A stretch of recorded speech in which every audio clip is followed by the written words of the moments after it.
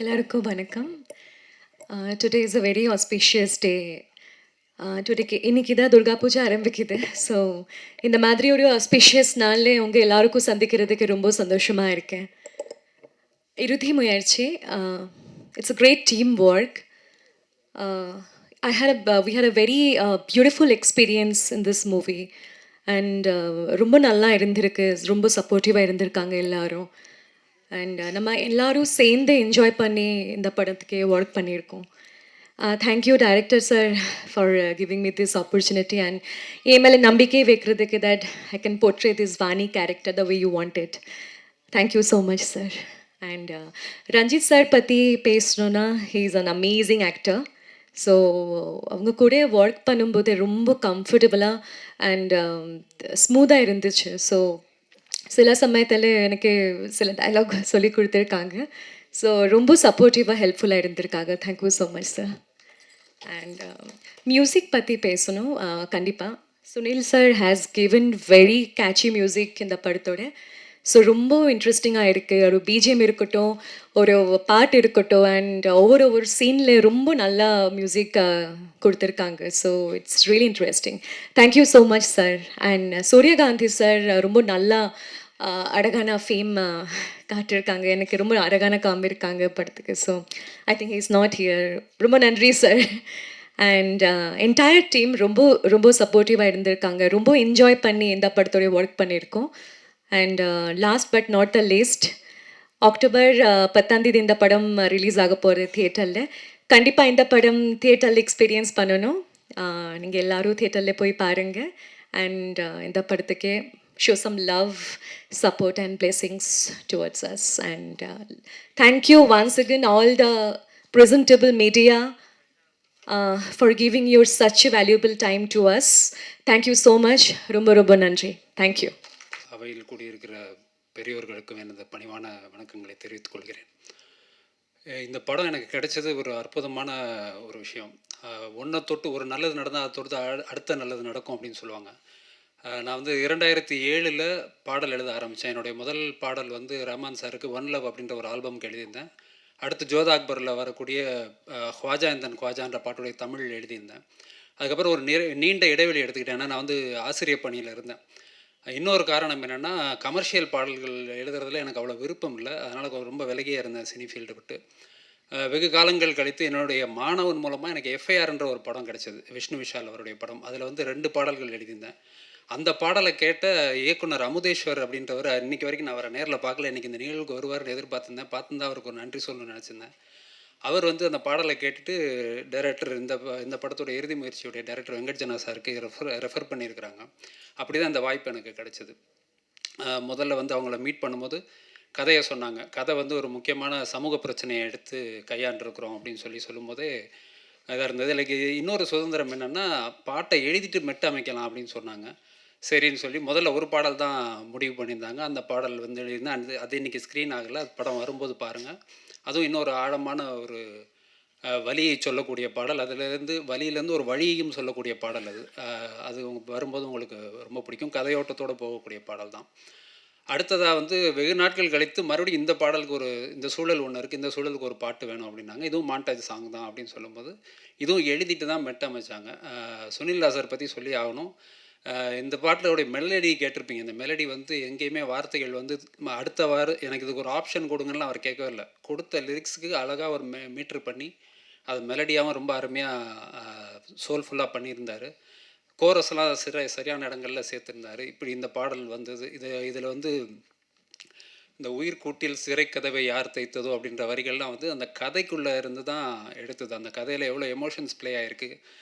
Ranjith சார்லேருந்து heroine மேம்லேருந்து இந்த குழந்தைங்கலேருந்து எல்லாருமே வந்து அந்த எமோஷன்ஸை எப்படி ப்ளே பண்ணியிருந்தாங்களோ. ஏன்னா யூஸ்வலாக ஒரு டியூனுக்கு பாட்டு எழுதும்போது அந்த டியூனை கேட்க அதுலேருந்தே சொல் கிடைக்கிறத மாதிரி எனக்கு ஒரு உணர்வு ஏற்படும். அதை வச்சு எழுதுவோம். ஆனால் இதில் வந்து சீன்லேருந்து வார்த்தைகளை எடுக்க முடிஞ்சது. அந்த உணர்ச்சியை தான் அப்படி கடத்த முயற்சி செஞ்சுருக்கேன். அது உங்களுக்குலாம் பிடிச்சிருக்கும்னு நினைக்கிறேன். இயக்குனர் அவர்களும் மற்றவர்களும் கேட்டுக்கிட்ட மாதிரி ஊடக நண்பர்கள் இந்த படத்தை நிச்சயமாக கொண்டு சேர்க்கணும்னு அது ஒரு சிறந்த மெசேஜ்.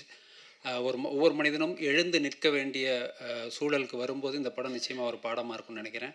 அனைவருக்கும் நன்றி, வணக்கம். எங்களது அழைப்பை ஏற்று வந்திருக்கும் இயக்குனர் சங்க தலைவர் ஆர். உதயகுமார் சார் அவர்களே, செயலாளர் பேரரசு சார் அவர்களுக்கும் எனது நன்றியை முதல்ல தெரிவிச்சுக்கிறேன். அதுக்கப்புறம் எங்களுக்கு மீடியா நீங்கள் தான், சோசியல் மீடியாவும் ப்ளஸ் நான் ரொம்ப எமோஷனலாக இருக்கேன். பத்திரிகை மற்றும் சோசியல் மீடியா நம்ம நண்பர்கள் நீங்கள் தான் அதை வந்து கொண்டு போய் சேர்க்கணும். ஒரு பெரிய முயற்சி. இந்த முயற்சி வந்து என்னென்னா என்ன சொல்கிறதுன்னு எனக்கு தெரியல. ஒரு நல்ல படைப்பு, நல்ல ஒரு குழந்தைய வந்து உங்கள்கிட்ட கொண்டு வந்து ஒப்படைச்சிருக்கோம். அது உங்கள் கையில் கொடுத்துட்டோம். நீங்கள் வந்து இதை கொண்டு போய் மக்கள்கிட்ட சேர்த்து இதன் மூலம் ஒரு விழிப்புணர்வு. ஆக்சுவலாக நான் என்னுடைய நண்பர் ஒருத்தர் வந்து அவரும் இந்த கதைக்கு ஒரு இன்ஸ்பிரேஷன். ப்ளஸ் அதுக்கப்புறம் ஒரு பேப்பரில் வந்து ஒரு 4-5 வருஷத்துக்கு முன்னாடி திருப்பூரில் நடந்த ஒரு இன்சிடெண்ட். ஒரு டெக்ஸ்டைல் ஓனர் தன் குடும்பத்தோடு இறந்துட்டார். அந்த செய்தியை படிச்சுட்டு அதை என்னால் வந்து ஈஸியாக கடந்து போக முடியல. அது இரவெல்லாம் என்னை ரொம்ப டிஸ்டர்ப் பண்ணிச்சு. எப்படி அவர் இறந்துருப்பார், குழந்தைங்க வந்து எப்படி அவர் கண்ணு முன்னால் அவங்க சாகும்போது அவர் எவ்வளோ உணர்ச்சி வசப்பட்டிருப்பார் அப்படிங்கிறத ஃபுல்லாக யோசிச்சு எனக்குள்ள நிறைய கேள்விகள். ஏன் அவங்கள வந்து அந்த இறந்து அவங்கள நம்ம படைப்பால் ஒரு சிரஞ்சீவி ஆக்குவோம், அதன் மூலம் வந்து தற்கொலை வந்து எந்த பிரச்சனைக்கு தீர்வாகாது அப்படின்னு சொல்லுவோம், ஒரு மெசேஜ் சொல்லுவோம் அப்படின்னு சொல்லிட்டு யோசிச்சு தான் அந்த ரவிச்சந்திரன் அப்படிங்கிறவரை வந்து அவர் ஃபேமிலியை வந்து இறந்த அந்த ஃபேமிலியை வந்து திரும்ப உயிர்ப்பிச்சு ஒரு சிரஞ்சீவியாக இந்த உலகத்தில் உலக விடணும் அப்படின்னு சொல்லி தான் இந்த படத்தை நான் இந்த ஸ்கிரிப்ட் எழுதி இன்றைக்கி கன்வெர்ட் பண்ணிருக்கேன். இதில் வந்து சொல்லணும்னா ரவிச்சந்திரனா வந்து ரஞ்சித் சார் அப்படியே வாழ்ந்திருக்கிறாரு. அதே மாதிரி மெகாலி அவங்களும் ஒரு தமிழ் சினிமாவுக்கு கிடைத்த ஒரு நல்ல நடிக்க சேர்ந்த ஒரு கதாநாயகியாக வளம் வருவாங்கன்னு நம்பிக்கை இருக்குது. என்னுடைய எடிட்டர்ஸ் அவங்க வந்து எடிட்டர்ஸ்ன்னு சொல்ல முடியாது, எனக்கு ஒரு உதவி இயக்குனராக இந்த படத்தோட ஆரம்ப புள்ளியிலேருந்து எனக்கு அவ்வளோ சப்போர்ட்டாக இருந்தாங்க. ஸோ அவங்களுக்கும் இந்த நேரத்தில் நான் நன்றியை தெரிவிச்சுக்கிறேன். என்னுடைய கேமராமேன் சூர்யா காந்தி அவருக்கு, இசையமைப்பாளர் சுனில், அப்புறம் art director Prabha, production manager Velu மற்றும் என்னுடைய இணை இயக்குனர் குருமூர்த்தி, செல்வகுமார், படத்தில் பணிபுரிந்த அத்தனை பேருக்கும் என்னுடைய நன்றியை தெரிவிச்சுக்கிறேன். வேறு என்ன சொல்கிறது? ஓகே, எல்லாருக்கும் அதாவது கடவுள் வந்து நேரடியாக வந்து உதவி செய்ய முடியாது, சில நல்ல உள்ளங்கள் அனுப்புவாங்க. அப்படி எனக்கு ஒரு 2 நல்ல உள்ளங்கள் அனுப்பிச்சார். ஒன்று ஆனந்தகுமார் சார். ஒரு ஸ்டக்காகி நின்னது இந்த படம் இறுதி முயற்சியில் வந்து ஒரு அச்சாணி பெட்ரோல்னு சொல்லலாம். எனக்கு வந்து இந்த வண்டியை வந்து நகர்றதுக்கு ஒரு உதவியாக இருந்தாங்க முரளி சார், ஆனந்தகுமார் சார். அவங்களுக்கும் இந்த நேரத்தில் நான் நன்றியை தெரிவிச்சுக்கிறேன். அதே மாதிரி இந்த படத்தில் இன்ஸ்பெக்டராக கதிரவன் நடிச்சிருக்கிறார். அவர் இயக்குனர், டப்பிங் யூனியன் செயலாளர், ரொம்ப சிறப்பாக நடிச்சிருக்காரு. அவரோட ராஜா, சர்க்குரு, விஎன் செல்வன், குணா, சதீஷ் இவங்க எல்லாருமே ரொம்ப சிறப்பாக நடிச்சிருக்காங்க. அவங்களுக்கு இந்த நேரத்தில் என்னுடைய நன்றியை தெரிவிச்சுக்கிறேன். மோனிகா, நீலேஷ் 2 பேரும் அப்படி பண்ணியிருக்காங்க. முதல் படமே தெரியாது அந்த அளவுக்கு நடிச்சிருக்காங்க. எல்லாருமே வாழ்ந்திருக்காங்க. இந்த கதை ஒருவேளை அது உள்ள அந்த கதையில் ஒரு ஆத்மா இருக்குது. அந்த ஆத்மா வந்து எல்லாரையும் அப்படியே அபகரிச்சிச்சுன்னு நினைக்கிறேன். ஏன்னா நான் வந்து அது எனக்கு சும்மா ஒரு நியூஸாக கடந்து போக முடியல அந்த ஃபேமிலி இறந்ததை. சரி, என்ன மனநிலை இருப்பா, அதை வந்து சைக்கலாஜி, சரி நார்மலாக இதை எடுத்துன்னு ஒரு டாக்குமெண்ட்ரி ஃபில்ம் ஆகிடும். ஸோ இதை கொஞ்சம் இன்ட்ரெஸ்ட் பண்ணணும்னா கொஞ்சம் சைக்கலாஜிக்கலாக எழுதணும் அப்படின்னு சொல்லிட்டு ஒரு சைக்கலாஜிக்கல் ஸ்கிரிப்டாக வந்து இதை எழுதி ரஞ்சித் சாரை போய் பார்த்தோம். ரஞ்சித் சாருக்கு ஆல்ரெடி கால் பண்ணேன், சார் இந்த மாதிரி ஒரு ஸ்கிரிப்ட் இருக்குது. அவர் ரொம்ப இல்லைங்க அப்படிங்கிற மாதிரி ஒரு தவிர்க்கிற ஒரு மனநிலை தான் இருந்தாங்க. காரணம் வந்து என்னென்னா, அப்புறம் இல்லை சார் ஒரு 10 நிமிஷம் கேளுங்க, உங்களுக்கு பிடிச்சா பண்ணலாம் அப்படின்னா. அப்புறமா போய் சொன்ன உடனே சார் டக்குன்னு, சார் நான் ஏதோ வழக்கமாக இருந்த ரவுடி தாதா அந்த மாதிரி கதை வரும்னு நினச்சேன், பட் நீங்கள் வேறு மாதிரி வந்து நிற்கிறீங்க, சூப்பர் பண்ணுவோம் சார் அப்படின்னு சொல்லிட்டு அப்படி ஆரம்பித்தது தான். ஸோ இதில் வந்து படம் பார்க்கும்போது தெரியும் ரஞ்சித் சாரை வந்து தமிழ் சினிமா எந்த அளவுக்கு மிஸ் பண்ணியிருக்காங்க அப்படின்ட்டு. கண்டிப்பாக அவருக்கு அவருடைய மைல்கல் ஒரு சிறந்த கல்லாக இருக்கும். ஓகே, ஸோ மேலும் நேரம் காலதாமதம் இருப்பதால் விட்டல் சார் ஒருத்தரை நான் பார்க்கும்போது விட்டல் சார் வந்து எனக்கு என்னென்னா ஒரு பெரிய பேக் போன் சார் வந்து எனக்கு அவர் அப்பா மாதிரி. நான் கரெக்டாக ஏதாவது அவருடைய இதாக இருக்குமே எனக்கு கால் பண்ணுவார் திடீர்னு. நான் நிறைய வாட்டி பார்த்துருக்கேன். ஒருவேளை எங்கள் அப்பாவுடைய ஆத்மா அவருக்குள்ளே போச்சான்னு தெரியல. கரெக்டாக நான் வீட்டில் சொல்லுவேன், ரொம்ப என்கரேஜாக சொல்லுவார், சார் நல்ல படம் எடுத்துருக்கு, தைரியமாக இருங்க சார், நான் வரும் சார் சொல்லுவார். அவர் சிறப்பாக நடிச்சிருக்காங்க விட்டல் சார். ஆக்சுவலி இது வந்து ராதாரவி அண்ணனுக்கு தான் இந்த கதையை சொன்னோம். அவர் கதை கேட்டுட்டு ராதாரவி அண்ணன் என்ன சொன்னால், அப்போ ஆல்ரெடி எனக்கு நிறைய நெகட்டிவ் சைடு இருக்குது, இதில் இந்த கேரக்டர் பண்ணேன்னா என்னை வீட்டுக்குள்ளேயே சேர்க்க மாட்டாங்க அப்படின்னு பயந்தார். ஸோ அப்புறமா சரி பார்க்கும்போது அப்புறம் விட்டல் சாரை சரிப்பா ட்ரை பண்ணுவோம் சரி சொன்னேன். அவர் சார் கொஞ்சம் அப்படி யோசிச்சார், பரவாயில்ல பண்ணுவோம். அதாவது வில்லனை வந்து தூத்துறது தான் அவங்களுக்கு ஒரு வெகுமதி, மக்கள் வந்து வெறுக்கிறது வெகுமதி. நான் பண்ணுறேன்னு சொல்லி தைரியமாக பண்ணுறாங்க. சென்சாரில் வந்து நிறையா சார் டைலாக் தான் மியூட் பண்ணியிருக்காங்க. ஸோ விஷுவலாக இருக்காது டைலாக்ல, ஏன்னா கெட்டவனா அவன் கெட்ட வார்த்தை பேசி தான் ஆகணும். ஸோ அதை நம்ம சொல்லணும் அப்படிங்கிறதுக்காக பண்ணோம். வேறு யாரும் விட்டுருந்தா மன்னிச்சிருங்க. சார் உதயகுமார் சார், பேர் சார், உங்கள் படங்களை பார்த்தா நாங்கள்லாம் வளர்ந்துருக்கோம், சினிமாக்கே வந்துடும். ஆமாம், சின்ன கவுண்டரு, கிழக்கு வாசல்லாம் கோயம்புத்தூர்லாம் எத்தனை வாட்டி பார்த்துன்னு நினைக்கிறது இல்லை. ஸோ நீங்கள் என்னுடைய மேடையில் இருக்கிறது எனக்கு ஒரு மிகப்பெரிய பெருமையாக நினைக்கிறேன். அதே மாதிரி நண்பர் ஆதவன் வந்து என்னென்னா, அவர் என்னோட இன்னொரு படம் அது ரிலீஸ் ஆகலை அந்த மாதிரி அதில் முதல்ல ஆதவன் நான் தான் இன்ட்ரடியூஸ் பண்ண அந்த ஒரு பெருமை எனக்கு இருக்குது. ஆக்சுவலாக அதில் வந்து ஆர்ஜே பாலாஜி நடிக்க வேண்டியது, ஆர்ஜே பாலாஜி தான் ஃபஸ்ட்டு நான் தான் நடிக்கிறது கூப்பிட்டேன். அவருக்கே ஆச்சரியம், என்னங்க எப்படி சார் என்ன இல்லை, அந்த ஹீரோ ஃப்ரெண்டு கேரக்டர் வந்து ஒரு ஃப்ராங்க் கால் பண்ணி கலாய்க்கிற மாதிரி. ஸோ அவர் ப்ரோக்ராம் கேட்டிருக்கேன், அப்போ அவர் நடிக்க சினிமா இல்லை. அப்போ தான் சரின்ட்டு அப்புறம் பண்ண சரி சார் பண்ணுவோம் அப்படின்ட்டார். கரெக்டாக ஷூட்டிங் ஒரு 2-3 நாளில் அவர் ஃபோன் சுவிட்ச் ஆஃப் ஆகிடுச்சு. என்னடா ஆச்சுன்னு பார்த்தா அப்புறமா நண்பர் எஃப்எம் சங்கர் மூலமாக ஆதவன் சார் அந்த கேரக்டர் பேரே மாற்றலை, பாலாஜின்னு வச்சு தான். அப்புறம் அவர் பண்ணார். அதுக்கப்புறம் வந்து 3 நாள் கழித்து கால் பண்ணுறார் பாலாஜி. சார் என்ன சார் எப்போ சார் ஏங்க ஷூட்டிங் போய்ட்டு என்னங்க அந்த மாதிரி இல்லை நான் அந்த மாதிரி ஃப்ராங்க் கால் பண்ணி என்னை வந்து நிறையா த்ரெட்டன் இருந்ததுனால ஃபோனை சுவிட்ச் ஆஃப் பண்ணிட்டாங்க அப்படின்னு இந்த மாதிரி ஆதவன் பண்ணுறார். அப்படியா, சரி சரி ஓகே சார். ஆனால் அது இன்றைக்கி பெருமையாக இருக்குது, இன்றைக்கி நான் முதல்ல அவரை கூப்பிட்டு அவர் இன்றைக்கி பெரிய பெரிய ஹீரோக்கள் வச்சு பண்ணிகிட்ருக்காரு. ஸோ ஆதவனும் அந்த மாதிரி ஒரு நல்ல ஒரு வாய்ப்புக்காக வெயிட் பண்ணிகிட்ருக்காரு. ஸோ வந்திருக்க எல்லாருக்கும் அனைவருக்கும் என்னுடைய மனமார்ந்த நன்றியை தெரிவிச்சுக்கிறேன். இறுதி முயற்சி இந்த படம் ட்ரெய்லர் ரொம்ப நல்லா இருந்தது, உண்மையாகவே நல்லா இருந்தது. வழக்கம் போல் நம்ம தம்பி ஒரு கத்தி கப்படம் எடுத்துகிட்டு போயிட்டு வருவான்னு பார்த்தா ரொம்ப எமோஷனலாக கலக்கிட்டீங்க. ரொம்ப சந்தோஷம். எனக்கு தெரிய ஒரு தன்னுடைய மிகச்சிறந்த நடிப்பை வெளிப்படுத்தியிருக்கீங்க. அந்த மாதிரி தான் நான் ஃபீல் பண்ணேன். நான் ஒவ்வொரு சீன்லேயும் ஒவ்வொரு ஃபேஷியல் எக்ஸ்ப்ரெஷனும்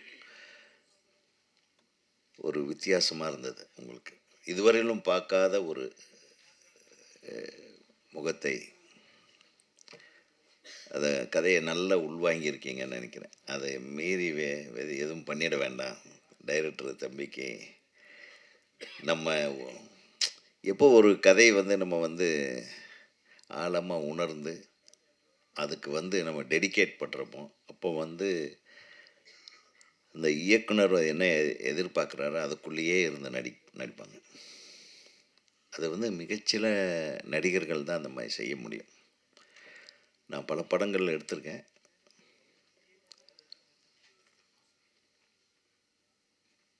கதாபாத்திரங்களை வந்து முதல்ல சொல்லிடுவேன் அந்த ஹீரோவுக்கு, இப்படி தான். அவங்க ஃபுல்லாக கேட்டுருவாங்க. அந்த காட்சிகள் வரும்போது நான் சொல்லுவேன், இந்த இடத்துல உதாரணத்துக்கு சொல்கிறேன், கார்த்திக்கும் எனக்கும் ஒரு நல்ல பாண்டேஜ் இருக்கும். நீங்கள் பார்த்தீங்கன்னா கிழக்கு வாசல் படமாகட்டும், பொன்னுமணி படமாகட்டும், இந்த கேரக்டரை நம்ம சொன்ன உடனேயே உதய் நான் இது எப்படி பண்ணுறது என்ன, நாம் ஒரு 10-15 பக்கத்துக்கு ஒரு டைலாக் எழுதி கொடுத்து விட்டேன்.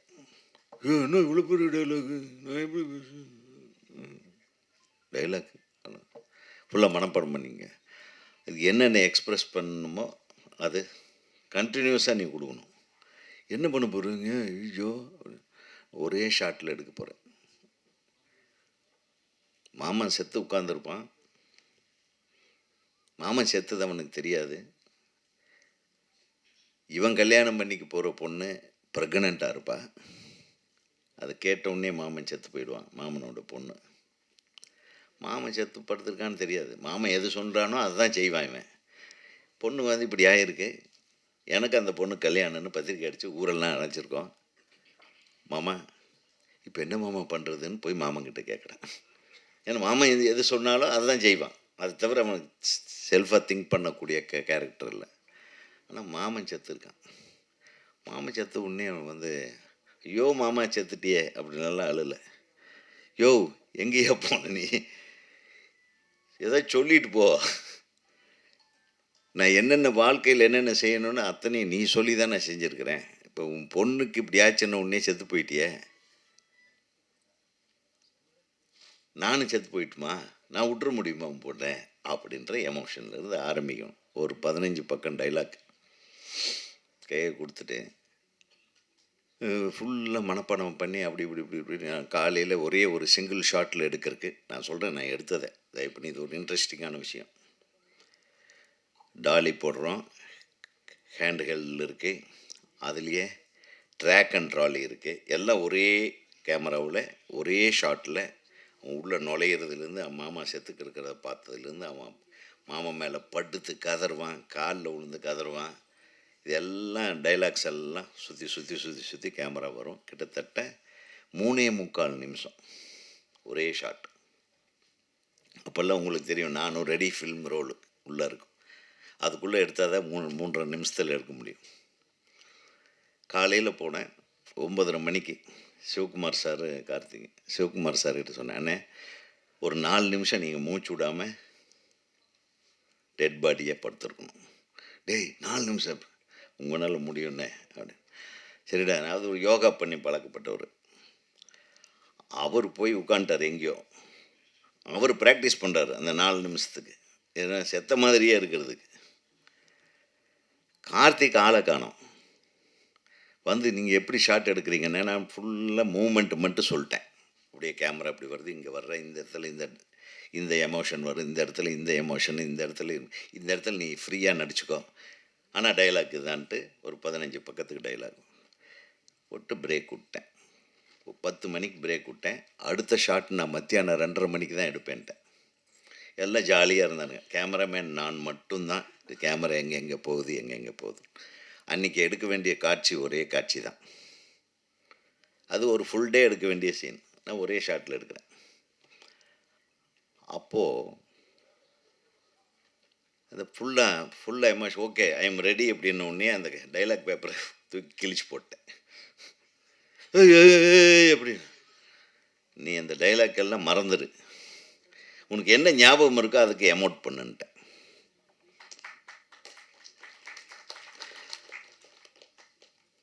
நீ இதுதான் உணர்வு. நீ கார்த்திக்கோ இதுவனா கிடையாது. அந்த பொன்னுமணியோட கேரக்டர் இதுதான். பொன்னுமணியோட சிந்தாமணி வந்து வயிற்றில் குழந்தையோடு இருக்கான்னு உனக்கு தெரியாது. உங்கள் மாமன் கல்யாணத்தை ஃபிக்ஸ் பண்ணி வச்சுட்டான், அவன் செத்து கிடக்குறான். நீ என்னென்ன ஃபீல் பண்ணுவியோ, நீ ஃபீல் பண்ணி என்னென்ன பண்ணணும்னு நினைக்கிறியோ பண்ணிக்கோ அப்படின்னு பண்ணார். ஒரே டேக்கில் ஓகே, ஒரே டைலாக் தான் பேசலாம். மாமா செத்து போயிட்டேன் நான் என்ன பண்ணுறது, அவ்வளோதான். அந்த சீனே பாருங்கள். நானும் ரெடிக்கு சைலண்ட்டாக ரீரெக்கார்டிங்கில் அசத்தியிருப்பார். எக்ஸ்ப்ரெஷனில் எக்ஸ்ட்ராடினரியாக பெர்ஃபார்ம் பண்ணியிருப்பார் நடிகர் கார்த்திக். அப்படி ஒரு சேலஞ்சு டைரக்டருக்கும் நடிகர்களுக்கு இருந்த காலமெல்லாம் போச்சு அப்படின்றது தான் இப்போ வருத்தத்துக்குரிய செய்தி. உங்கள் எக்ஸ்ப்ரெஷனை பார்த்தப்போ அது ஞாபகம் வந்துடுச்சு எனக்கு. தனது முதல் படத்திலேயே தன் முதல் முயற்சியாக இறுதி முயற்சின்னு ஒரு படத்தை எடுத்துக்கிறார் டைரக்டர். ஏன் தம்பி, சிறப்பாக இருக்குது. நீங்கள் எடுத்துக்கிட்டு கதைக்களம், அந்த கதைக்களம்ன்றதை விட அந்த ஒரு உணர்வு களம். ஒரு மனுஷன் வந்து தன்னுடைய குடும்பத்தோடு தான் வந்து தற்கொலை பண்ணுறதுக்கு முன்னாடி அவன் மனநிலை எப்படியெல்லாம் இருந்திருக்கு. அவன் என்னென்ன பாவம் பண்ணதாக நினச்சிருப்பான், என்னென்ன நல்லது பண்ணதாக நினச்சிருப்பான், என்ன தப்பு பண்ணிட்டோமான்னு நினச்சானா என்ன. அந்த உணர்வுகளுக்கு வந்து நம்ம ஒரு ஒரு ஒரு பெட்டிக்குள்ளே அடைக்கவே முடியாது. அத்தனை விஷயத்தையும் இந்த படத்தின் மூலமாக, அது நம்ம தம்பி மூலமாக நீங்கள் சொல்லியிருக்கீங்கன்னா, உண்மையிலுமே இது உங்களுக்கு இதுதான் முதல் படம் உங்களுக்கு. ஒரு நடிகனாக இது சேலஞ்சான விஷயம். நீங்கள் அதாவது இந்த பிள்ளை ரொம்ப அழகாக, பேர் என்ன, மெகாலி எனக்கு பின்னிட்டாங்களே இருந்துச்சு. என்ன தமிழில் பாடுது. அதாவது தமிழ் வார்த்தைகளில் தமிழ் இல்லைங்க, உங்கள் உணர்வுகளில் தமிழ் இருந்தது. உங்கள் வார்த்தைகளில் தமிழ் பற்றியெல்லாம் கவலையே படாதீங்க. நான் கூட ஹிந்தி பொண்ணாச்சே, பெங்காலி பொண்ணாச்சே, ஹிந்தியில் பாடுமான்ட்டேன். நான் இப்போ தான் கொஞ்ச நாள் பெங்காலில் இருந்துட்டு வந்தேன், ஒரு 10 நாள் கல்கத்தாவில். இந்த மழை வர்றதுக்கு முன்னாடி ஓடி வந்துட்டேன். அவ்வளவு அழகாக பாடுறாங்க. அந்த படத்துலேயும் ஒரு மனைவி அப்படின்ற ஒரு ஒரு ஒரு கணவன் மனைவினால கூட அந்த expression of a housewife அதெல்லாம் எக்ஸ்ட்ராடினரியாக இருந்தது. இசை நல்லா இருந்தது, எல்லாமே நல்லா இருக்கு. சொன்ன மாதிரி தம்பி, நல்ல படத்தை பண்ணி என்ன பண்ண போகிறோம் இல்லையா? நல்ல சாப்பாடு வீட்டில் இருக்கும். நான் பிஸ்ஸா தானே கேட்குறோம். இதில் பிஸ்ஸா இல்லை இல்லையா? நம்ம ஃபாரின் கலவைகள் கலந்த சாப்பாடு இதில் இல்லை. மோனிகா இல்லை. ஸோ சினிமா வந்து யாராலையும் ஒன்றும் பண்ண முடியாது. நல்ல சினிமாக்களை எந்த கொம்பனாலையும் தடுக்க முடியாது. அது வந்து நிச்சயமாக போய் ரீச் ஆகணும். நல்ல படங்களை ரசிக்கக்கூடியவர்கள் தான் தமிழ் ரசிகர்கள். நல்ல சிறந்த படங்களை தூக்கி கொண்டாடக்கூடியவர்கள் தான் ரசிகர்கள். அது ரசிகர்கள் பற்றி எப்பவுமே வந்து நம்ம தப்பு கணக்கு போடக்கூடாது. ஒரே விஷயம் என்னென்னா, நமக்கு ரசிகர்களுக்கு நடுவில் சில பாலிட்டிக்ஸ் நடக்குது பாருங்க. அந்த பாலிட்டிக்ஸை தான் கரெக்ட் பண்ணணும். நம்ம கண்டென்ட்டு போய் சேர விடாமல் பண்ணுவாங்க பாருங்கள். நீங்கள் சொன்னீங்களே எங்கே நம்ம டிஸ்ட்ரிபியூட்டரு, ரொம்ப சந்தோஷம். கரெக்டாக அவர் கணக்கு கொடுக்கணும். எவ்வளோ தேட்டரில் எவ்வளோ நாள் ஓடுதுன்னு அவருக்காவது தெரியணும். புரியுதா? நீங்கள் தயாரிப்பாளருக்கு தெரியாது அப்படின்றீங்க. அது நான் பல மேடைகளில் பல தடவை நம்ம எல்லாத்துக்கிட்டையும் சொல்லிகிட்ருக்கேன். மொத்தம் ஒரு 50 தேட்டரில் ரிலீஸ் ஆயிடுச்சு. ஒரு நாளைக்கு ஒரு 60 ஷோ ஓடுது. ஒரு 4 நாளைக்கு எவ்வளவு ஷோ, ஒவ்வொரு ஷோவுக்கு எவ்வளவு கலெக்ஷன் ஆகுதுன்னு உண்மையாக யார் கொடுக்குறானோ அவன் தான் உண்மையாக சினிமா நேசிக்கிற ஒரு டிஸ்ட்ரிபியூட்டர். கடைசியில் 2 லட்ச ரூபா தான் மிச்சம்னு கொண்டு அந்த கணக்கு கூட நம்ம கேட்க வேண்டாம். அந்த கணக்கே வேண்டான்ற லெவலுக்கு தள்ளிடுறாங்க சில டைமில் நல்ல படங்களுக்கு. ஸோ இது வேறு எங்கேயோ ஒரு எனிமிட்டி இருக்குது. நல்ல சினிமாவுக்கும் ரசிகர்களுக்கு நடுவில் நிறைய வில்லனுகள் இருக்காங்க. அந்த வில்லனுகளையெல்லாம் முதல்ல நம்ம காலி பண்ணணும். அதுக்கு தான் நம்ம போராட வேண்டியிருக்கு. நீங்கள் சொன்ன மாதிரி பத்திரிகை நண்பர்கள் எல்லாம் வந்து நல்லா தான் எழுதுவாங்க. நல்ல படங்களை எப்போதுமே வந்து பாராட்டுவாங்க. உங்களுடைய உழைப்பு இருக்குது பாருங்கள். இதுதான் சினிமாவுக்கு ஆக்கப்பூர்வமான முயற்சின்றது. இதுதான். இந்த மாதிரி தான் ஒவ்வொருத்தரும் ஜெயிக்கணுன்ட்டு நம்ம காலத்திலிருந்தும், செல்வமணி காலத்திலிருந்தும், எனக்கு முன்னாடி வந்த பாரதி ராஜா, பாக்கியராஜ் சார் காலத்திலிருந்தும் நாங்கள்லாம் வந்தது காரணமே கடினமான உழைப்பு. காசெல்லாம் எதிர்பார்க்க மாட்டோம். அப்புறம் காசு தேவையாயிருது.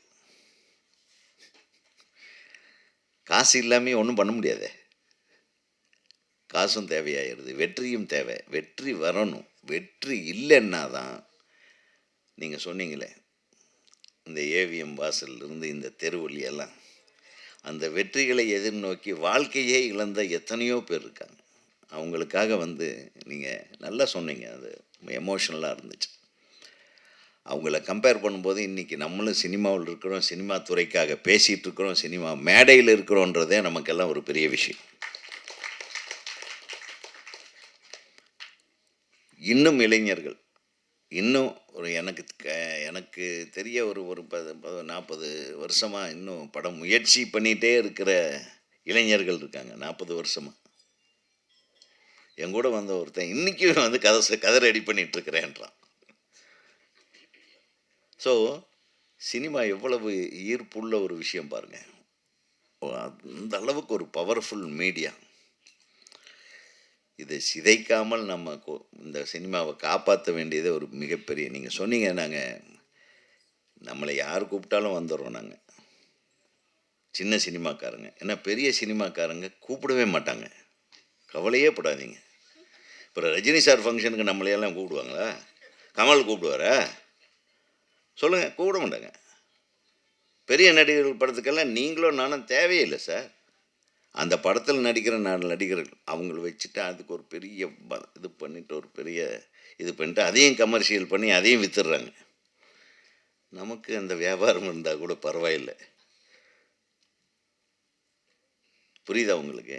ஏதோ நம்ம யூடியூப் நண்பர்கள், நம்ம பத்திரிகை நண்பர்கள் நம்ம பேசுகிறத எடுத்து போட்டு இந்த இறுதி முயற்சி படத்துக்காக உதயகுமார் இப்படி பேசினார், இறுதி முயற்சி ஓடணும், இது இறுதி முயற்சி சிறந்த படம், இறுதி முயற்சி தொழில்நுட்ப கலைஞர்கள் சிறப்பாக செய்திருக்கார்கள், இறுதி முயற்சி படத்தில் நடிகர்கள் பிரமாதம் பண்ணியிருக்காங்க, இயக்குனர் அற்புதமாக பண்ணியிருக்காரு. இந்த மாதிரி விஷயங்கள் எல்லாம் நம்ம இங்கே பேசுகிறத இது எல்லாத்தையும் கொஞ்சம் மிக்ஸ் பண்ணி அடித்து இறுதி முயற்சி படத்தையே கொஞ்சம் போய் சேர்க்கறதுக்கு அவங்க முயற்சி பண்ணுறாங்க. அதெல்லாம் வந்து இல்லை, இதெல்லாம் சொல்லவே சொல்லாதீங்க. எல்லாம் அவங்க கடமைகளை செய்கிறாங்க. நம்மளும் நம்ம கடமையை செய்கிறோம். நல்லா நம்ம படம் எடுத்து ஒரு மக்களுக்கு போய் சேர வேண்டிய ஒரு விஷயத்தை சேர்க்க விடாமல் பண்ணுற அந்த கும்பலைத்தான் நான் வந்து திருப்பி திருப்பி சொல்கிறேன். நம் தமிழினத்தின், நம் தமிழ் திரை உலகத்தின் எதிரிங்கிறது அந்த அந்த இடம்தான். அந்த இடத்துல யார் என்ன பண்ணுறாங்கன்றது நான் சொல்லவே தெரியாது எனக்கு. நல்ல வேலை அந்த இடம் வர்றதுக்கு முன்னாடியே நம்ம சினிமாக்களை இயக்கி வெற்றி படங்களை கொடுத்துட்டேன், தப்பிச்சிட்டேன். திருப்பி இப்போ நான் வந்தாலும் இதுதான் மேட்ரு. நீங்கள் சொன்ன மாதிரி என்கிட்டையும் நிறைய, சார் நீங்கள் எவ்வளோ பெரிய டைரக்டர், எவ்வளோ நல்ல படம் எடுத்தீங்க, இவ்வளவு சார் நம்மளை ரொம்ப வெறுப்பேற்றுவாங்க. இன்னும் அருமையான பாட்டு எழுதியிருக்கீங்க, என்ன சூப்பராக கொண்டு வந்தீங்க சார், விஜயகாந்த் சார் படம் சார், கார்த்திக் சார் படம், ரஜினி சார் படம், எஜமா என்ன சார், எப்போ சார் அந்த மாதிரி படம்? என்ன நான் எடுக்க மாட்டேன்னு சொன்ன மாதிரி இல்லை. எல்லாம் வியாபாரிகள் ஆயிட்டாங்கப்பா. இப்போ நம்மக்கிட்ட வேறு வருவா? ஸோ வியாபாரம் இருக்கா நம்மக்கிட்ட? வியாபாரம் இல்லாத ஒரு இடத்துல உட்காந்துட்டு நம்ம வியாபாரத்தை பற்றி பேசுகிறோம்.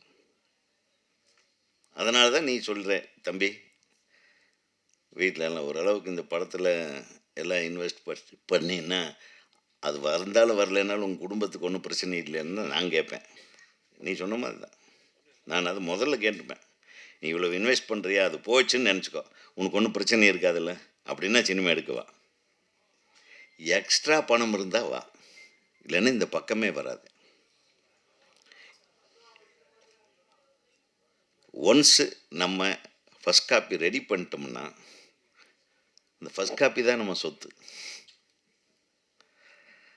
அது எந்த அளவுக்கு நமக்கு வந்து வெற்றியை கொடுக்க போதோ அந்த அளவுக்கு தான் நமக்கு வருமானம் வரும். அதுவும் வெற்றியே வந்தாலும் சில டைமில் வருமானம் வர மாட்டேங்குது, இன்னொரு விஷயம். அது எல்லாம் கணக்கு தப்பாக எழுதுவானுங்க.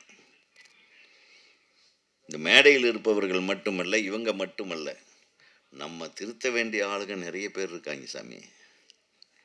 ஒரு போலீஸ் ஸ்டேஷனால் முடியாது, ஒரு கோர்ட்னால் முடியாது. மனசாட்சி உள்ள, இதயமுள்ள, தன்மானமிக்க மனிதர்களால் மட்டும்தான் ஒரு நல்ல திரைப்படத்தினுடைய வெற்றியை அழகாக அடுத்தவர்களுக்கு கொண்டு போய் சேர்க்க முடியும் என்று கூறிக்கொண்டு, இந்த திரைப்படத்தில் பணியாற்றிய அனைவருக்கும் அந்த நல்ல காலம் வர வேண்டும். இந்த திரைப்படம் மிகச்சிறப்பான முறையிலே நல்ல வசூலையும் தர வேண்டும், மக்கள் மனதை சென்றடையும். இந்த மிக அற்புதமான ஒரு கண்டென்ட் இது. இந்த கண்டென்ட்டை மறக்காமல், மறுக்காமல், தவறாமல் அனைவருக்கும் கொண்டு போய் சேர்க்க வேண்டிய கடமை உங்களுக்கு மட்டுமல்ல எங்களுக்கும் உள்ளது என்று சொல்லி, தமிழ்நாடு திரைப்பட இயக்குநர்கள் சங்கத்தின் சார்பாக அனைத்து நடிகர் நடிகைகளையும் தொழில்நுட்ப கலைஞர்களையும், எங்கே நம்ம டப்பிங்க அவர் கிளம்பிட்டாரா அண்ணன், ரொம்ப நல்லா இருந்தது. ஒரு ஷாட் வந்தாலும் கம்பீரமாக இருந்தது. விட்டல் சார் வந்து ரொம்ப நாள் எங்களுக்கு எனக்கு நண்பர் அவர். நாங்கள்லாம் இன்ஸ்டியூட் ஸ்டூடெண்ட்ஸுங்க, எனக்கு சீனியர்ஸ் இவரும் ரஜினி சார்லாம். அவங்க இருந்த இன்ஸ்டியூட் வேறு, பட் அதே இன்ஸ்டியூட் தான் தமிழ்நாடு திரைப்பட கல்லூரியாக மாறிச்சு. ஸோ நமக்கு சீனியர் தான் அண்ணன் விட்டல் சார் என்றைக்குமே ஒரே மாதிரி இருப்பார். ரொம்ப அன்பானவர், தங்கமானவர். அவர் நண்பர்கிட்ட கூட அவர் எதுவுமே கேட்டது கிடையாது. அந்த மாதிரி நட்பு தான் வந்து ரஜினி சாருடைய நட்பு. அதனால் ஒரு ஒரு மிகப்பெரிய நான் எப்பவுமே சொல்கிறது இந்த ரஜினி, கமல் போன்றவர்களுக்கு எல்லாம் வந்து இனிமேல் யாருமே இளையராஜா இந்த 3 பேர்த்தையும் யாரையும் வந்து எந்த விதத்துலையும் விமர்சிக்கிறத தவிர்த்துருங்கன்ற. ஏன்னா அவங்கெல்லாம் நிறைய சாதனை பண்ணிட்டாங்க. நிறைய இந்த தமிழ் மக்களுக்காக நிறைய உழைச்சிட்டாங்க. நிறைய அவங்களுடைய படைப்புகளால் நம்மளை நிறைய மகிழ்விச்சிட்டாங்க. ஸோ அவங்கள பற்றி இனிமேல் போட்டு திருப்பி திருப்பி இளையராஜா அப்படி, அவர் அப்படி, இவர் அப்படின்றது இனிமேல் யாருமே தயவு பண்ணி விமர்சனங்களை தவிர்த்து விட வேண்டும் என்று உங்களை அன்போடு கேட்டுக்கொண்டு, புதியவர்களை வளர்க்க நாம் அடுத்த கட்டத்தில் ஒரு மிக பெரிய முயற்சி எடுத்து புதிய படங்களை இந்த மாதிரி நல்ல சிறந்த படங்களை மக்களிடம் கொண்டு போய் சேர்க்க வேண்டும் என்று கூறி, அனைத்து தொழில்நுட்ப கலைஞர்களுக்கும் தமிழ்நாடு திரைப்பட இயக்குநர்கள் சங்கத்தின் சார்பாக எனது வாழ்த்துக்களை தெரிவித்து விடைபெறுகிறேன். நன்றி.